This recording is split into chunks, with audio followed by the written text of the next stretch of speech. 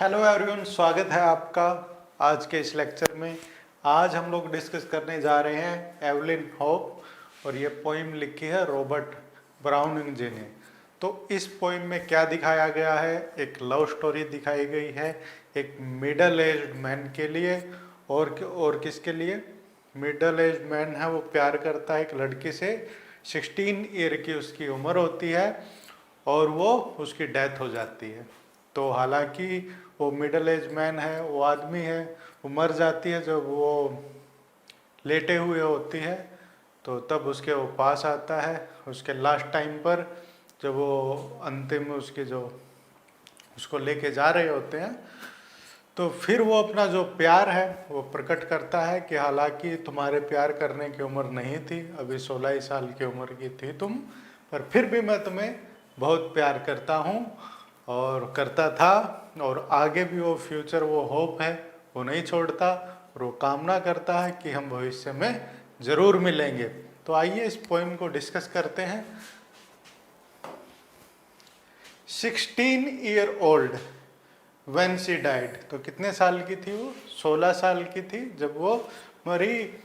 Perhaps she had scarcely heard my name, उसने तो जो है मेरा जो नाम सुना भी नहीं होगा, क्योंकि वो आदमी था, वो कितने था, मिडल एज का था। It was not her time to love beside, जो ये टाइम था ना उसका, अभी बहुत ही उसकी खेलने कूदने की उम्र थी उस लड़की की, तो उसका प्यार करने का टाइम ही नहीं आया था अभी तक।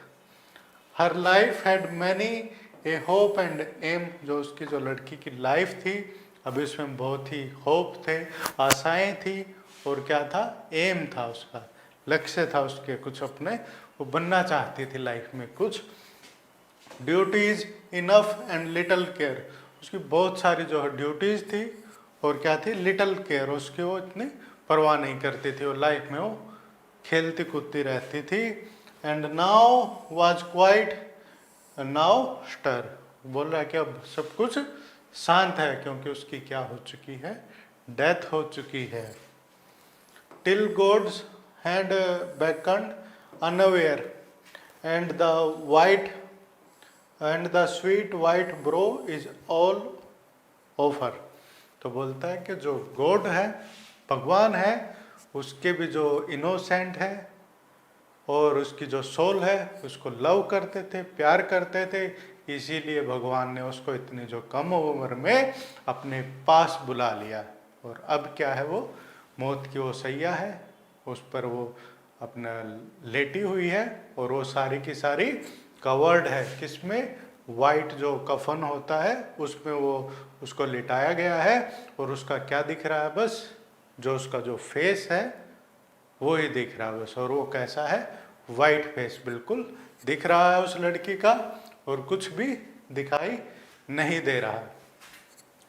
No indeed for God above is great to grant as mighty to make, अब यहाँ पे बोल रहा है कि वो जो है होप नहीं छोड़ रहा है, वो भगवान को बोलता है कि भगवान है हो, तुम माइटी हो, तुम सबसे बड़े हो, एंड यू आर ग्रेट हो, और तुम ही लोगों को ये एनर्जी देते हो कि लोगों के अंदर क्या हो, सच्चा प्यार हो। And create the love to reward the love, बोलता है कि जो आप ही हो लोगों के अंदर, उनके दिलों में प्यार को जगाते हो, और जो लोग सच्चा प्यार करते हैं उनके प्यार को आप क्या करते हो, रिवार्ड देते हो, इनाम देते हो। I claim you still for my own love sake, अब वो हालांकि जो है उसकी जो बिलोवेड है उसकी जो डेथ हो चुकी है उस 16 ईयर ओल्ड गर्ल की, लेकिन फिर भी वो क्या करता है, उसको क्लेम करता है। I claim you still for my own love sake, जो अपने जो प्यार के लिए, जो उससे जो प्यार करता था वो, हालांकि उस लड़की को पता नहीं था कि वो प्यार करता है उससे, लेकिन फिर भी वो क्या करता है, क्लेम करता है उसको।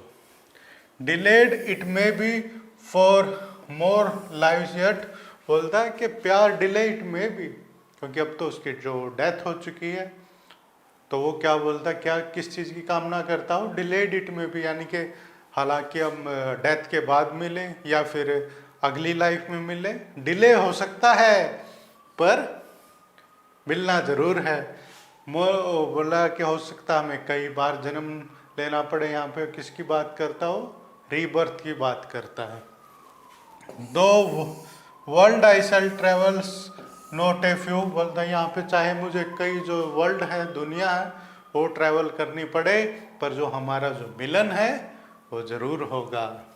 Much is to learn, much to forget, ere the time be come for taking you. बोलता है कि मच, बहुत जो सारी जो चीज़ें हैं दुनिया में वो मुझे सीखनी है, और बहुत सारी चीज़ जो लाइफ में मैं भूल जाऊंगा, परंतु the time be come for taking you, परंतु तुम्हारे से जो मुलाकात है वो जरूर होगी, और जो अपना जो लव है वो जरूर प्रकट करेगा।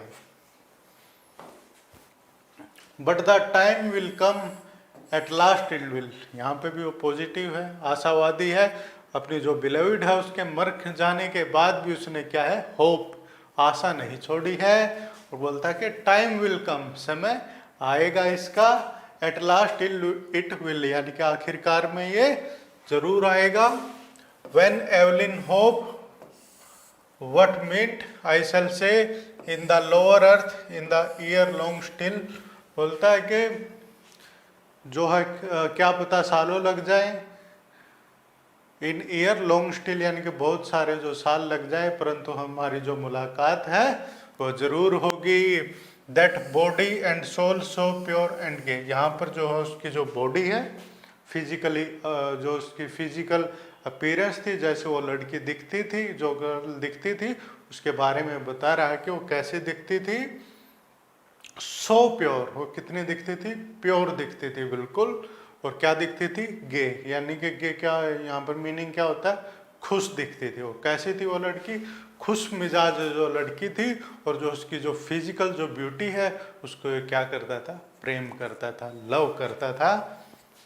वाही योर हेयर वाज एम्बर, अब वो जो उसके जो बालों के बारे में बता रहा है कि उसके जो कैसे थे, एम्बर कलर के, गोल्डन सुनहरे उसके जो बाल थे, जो इसको बहुत ही ज़्यादा पसंद थे।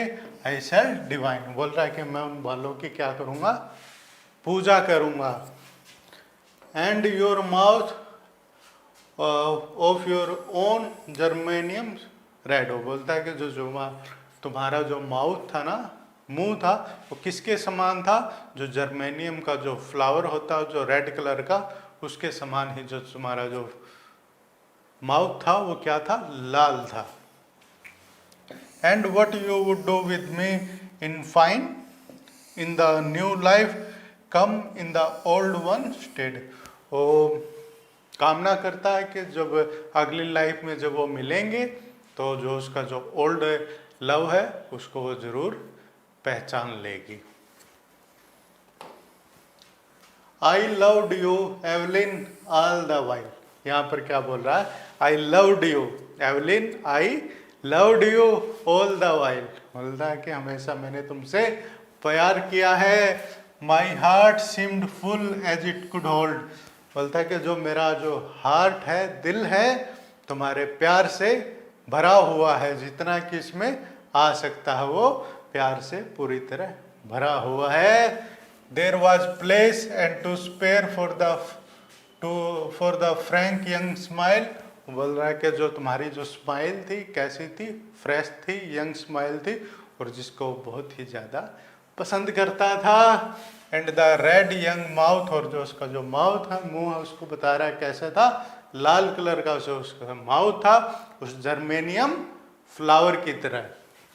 And the hair young gold, और उसके जो गोल्ड कलर के एम्बर हेयर थे उनको भी वो बहुत ही ज़्यादा पसंद करता था। सो हस, यहाँ पे बोलता है शांत हो जाओ, चुप हो जाओ। I will give you this leaf to keep, यहाँ पर जो अपना जो प्यार है वो प्रकट करने के लिए क्या दे रहा है, उस जो गर्ल है लड़की के हाथ में क्या दे रहा है, एक लीफ दे रहा है, एक पत्ता दे रहा है उस फूल का, जर्मेनियम जो फ्लावर का एक लीफ दे रहा है। और यहाँ पर जो अपना जो लव है वो क्या कर रहा है, शो कर रहा है। सी देखो, आई सट it inside the sweet cold hand, बोलता है कि यहाँ पर जो है उसके जो स्वीट से प्यारे से जो कोल्ड ठंडे हाथ है ना, जो डेथ होने के बाद जो हाथ है शरीर है ठंडा पड़ जाता है, तो यहाँ पर उन ठंडे हाथों में वो क्या दे रहा है, वो दे रहा है लीफ, पत्ता दे रहा है यहाँ पर, और इस तरह से जो अपना जो लव है वो शो कर रहा है। There that is our secret go to sleep. यहाँ पर जो है वो लव का वो जो लीफ है वो देकर वो बोलता है, अलविदा लेता है और बोलता है कि यहाँ पर जो अपना सीक्रेट है और जो अपना जो लव है वो उसने अपना दर्शा दिया है, शो कर दिया है। You will wake and remember, बोल रहा है कि तुम जहाँ पर भी तुम्हारा जन्म होगा तो तुम मुझे याद रखोगी, इस जो लीफ को, इस जर्मेनियम लीफ को तुम याद रखोगी। You will wake and remember and understand. You will wake, जब तुम जागोगी, रिमेंबर याद रखोगी, एंड अंडरस्टैंड और समझ जाओगी मेरे इस प्यार को। तो रॉबर्ट ब्राउनिंग जी की बहुत सी प्यारी सी एक पोइम है, मेरे दिल के बहुत करीब है, तो बहुत बार ही इसको मैं पढ़ता हूँ। आशा करता हूँ आपको भी बढ़िया लगी होगी। तो अपना प्यार है आप भी शो करिए ज़रूर। ऐसे ही पोइम के साथ मिलेंगे अगले वीडियो में, तब तक के लिए टाटा बाय।